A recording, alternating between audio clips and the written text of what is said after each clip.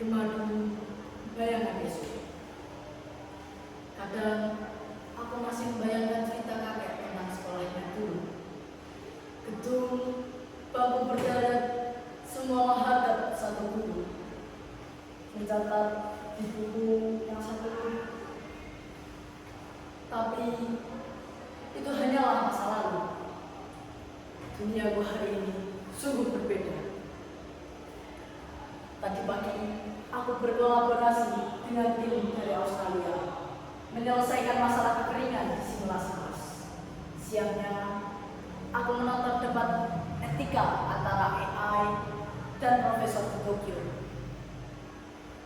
Sore menyelesaikan karya seni digital hanya dengan 2 otak. Tidak ada seragam, tidak ada lonceng, hanya data dan dunia di ujung jari. Keuntungannya luar biasa. Jika memahami satu bidang, AI langsung menyesuaikan modul sesuai minat dan kemampuan. Aku bisa belajar dari mentor terbaik, hadir secara virtual di ruang bedah, atau menjelajahi lelungan lewat VR. Kami tidak sekedar menghafal, tapi mengalami pengetahuan. Kami diajarkan berpikir, berinovasi, beradaptasi, menjadi pembelajar sejati. Namun, di balik semua kemudahan itu, aku sering merindukan hal sederhana. Bercanda dengan teman sekolahmu, atau menunggu bel istirahat untuk menikmati makanan. Teknologi bisa memberi miliaran simulasi, tapi tidak bisa menghadirkan hangatnya tawa yang nyata. Apakah ini sempurna? Kadang terasa membingungkan. AI bisa menjawab segalanya, tapi tidak bisa menggantikan guru yang berkata, "Coba lagi, kamu bisa."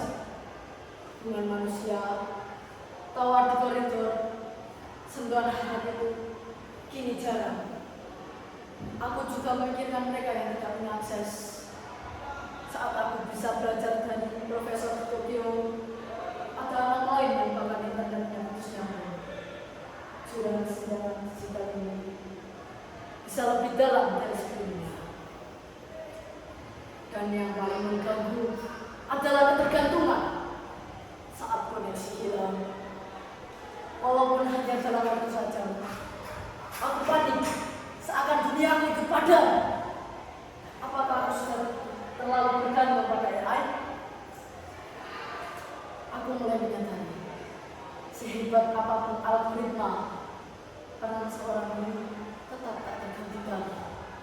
Guru bukan sekedar pemberi ilmu, tetapi penanam nilai, pemimpin akhlak, dan teladan yang hidup. Dari mereka, aku belajar arti kegagalan, keberanian untuk mencoba lagi. Inilah dilema nyata. Di satu sisi, kami diberdayakan untuk mencinta dan memahami dunia.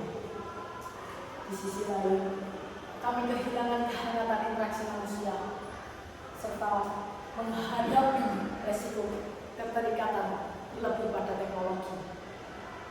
Pendidikan masa depan bukan hanya soal apa yang kita ketahui atau kita lakukan, tapi siapa kita sebagai manusia.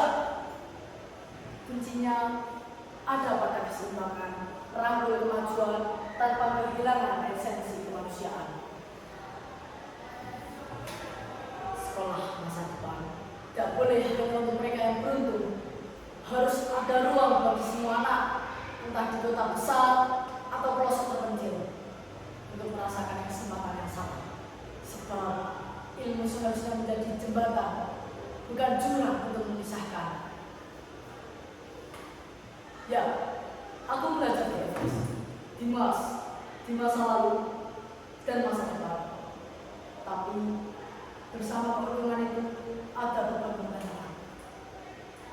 Tantangan generasiku adalah membangun sekolah masa depan yang bukan hanya cerdas, tapi juga berhati, yang mengajarkan bukan hanya menguasai dunia, tapi juga menguasai diri